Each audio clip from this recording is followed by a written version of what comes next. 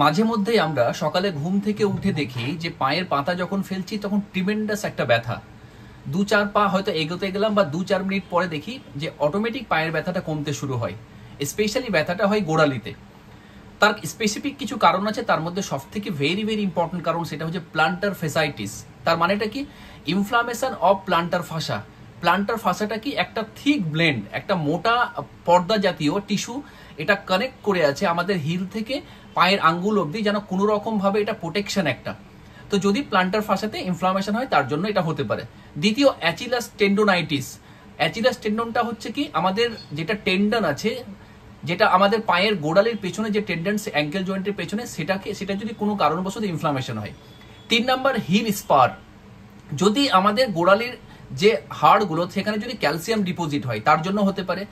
4 number, bursitis. Bursitis মানে এটা কি? একটা ফ্লুইড, একটা স্যাক থাকে আমাদের বার্সার যে জায়গাতে, সেটার মধ্যে এটাকে স্যাক থাকার জন্য আমাদের বোনসের সঙ্গে সফট টিস্যু একটা সারাউন্ডিং থাকে, এতে কোনো রকম কোনো আঘাত হতে দেয় না। যদি কোনো কারণবশত এটা ইনফ্লামেশন হয় বার্সাতে, তার জন্য অনেক সময় হতে পারে। এবং 5 নম্বর, টার্পাল টানেল সিনড্রোম। তার মানে কি হচ্ছে? যে টিবিয়াল যে আমাদের নার্ভ আছে, যদি টিবিয়াল নার্ভটা কোনো কারণে কম্প্রেস করে, সেটা অ্যাঙ্কেল জয়েন্টের ওখানে, তার জন্য হতে পারে। এবং 6 নম্বর হচ্ছে আর্থ্রাইটিস, যেটার কারণেও কিন্তু এই ধরনের ব্যথা আসতে পারে। আরো প্রচুর ভালো ভালো মেডিকেল সংক্রান্ত ভিডিও ডিটেলস দেখার জন্য ইউটিউবে আমি লিংক একটা দিয়ে দেবো আমার কমেন্টে, আপনারা দেখুন, আশা করছি ভালো লাগবে।